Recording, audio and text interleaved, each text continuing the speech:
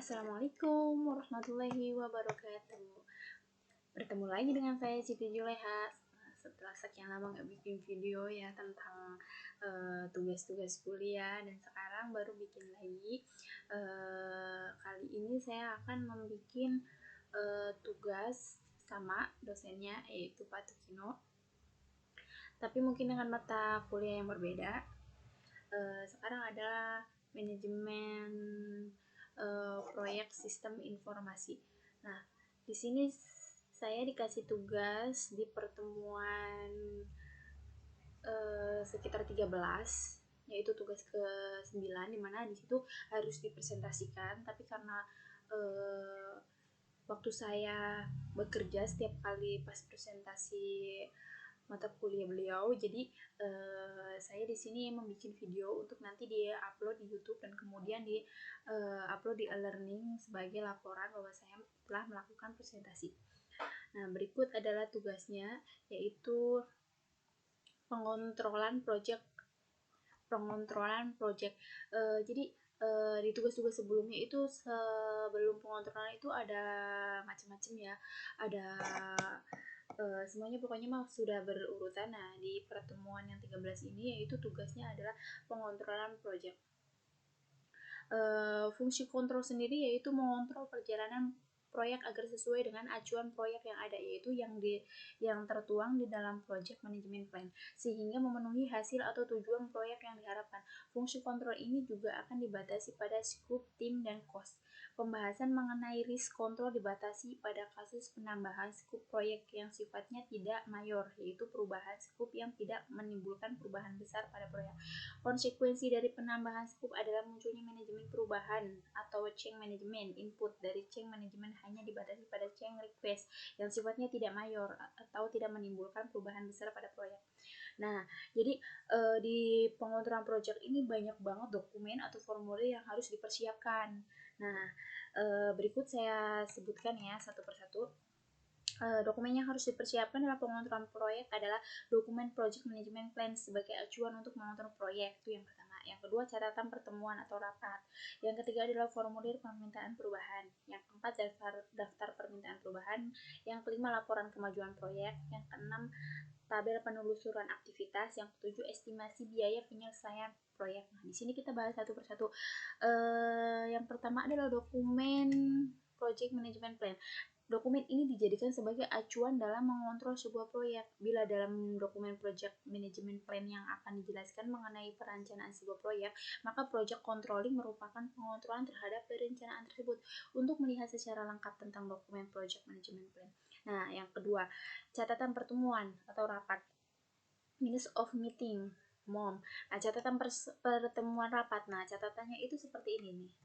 Jadi di sini ada nama proyek. Nah, nama proyek dari saya sendiri adalah pembuatan sistem informasi parkir Universitas Buana Perjuangan Karawang.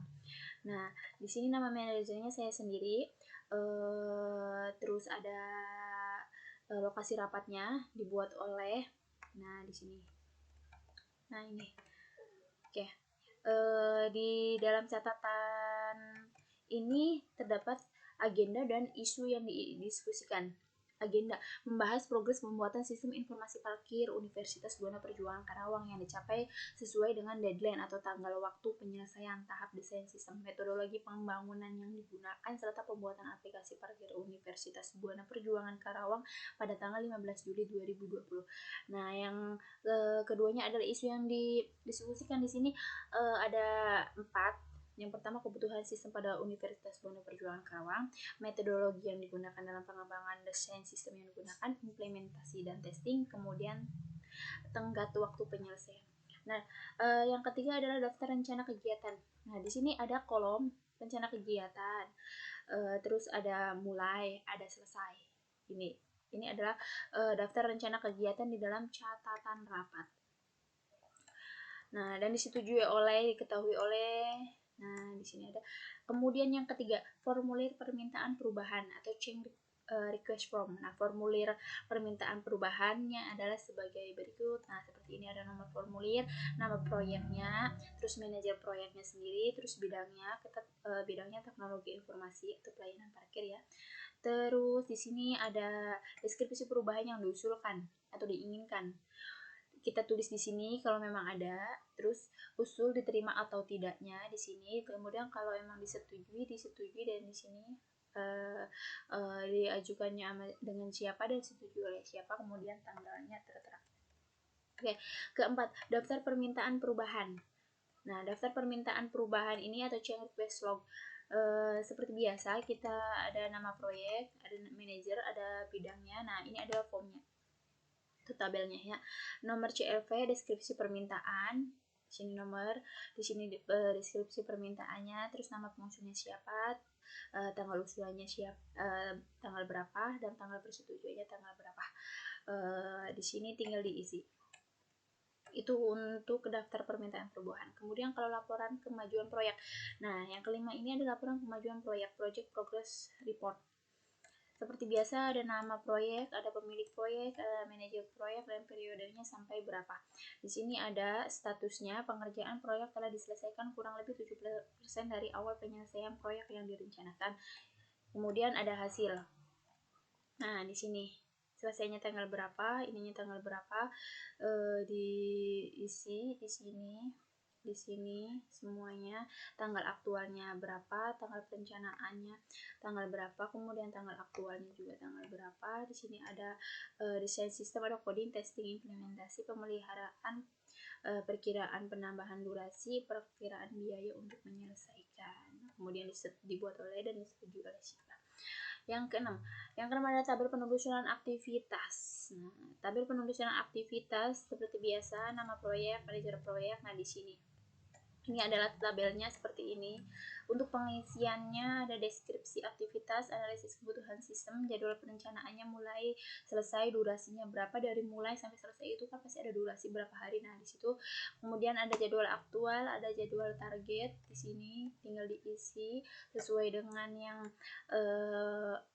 jadwal perencanaan yang tugas-tugas sebelumnya itu memang ada, nanti diisi di sini bisa. Nah, ini banyak sekali ya.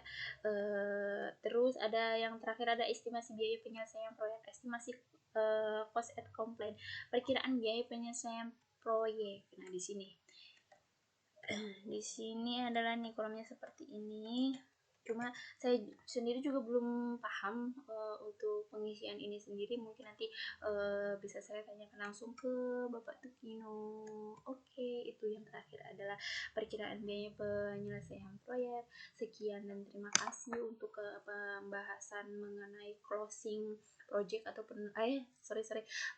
controlling ya, untuk kontrol proyek. Demikian presentasi dari saya, Siti Juleha. Kurang lebihnya terima kasih. Assalamualaikum warahmatullahi wabarakatuh.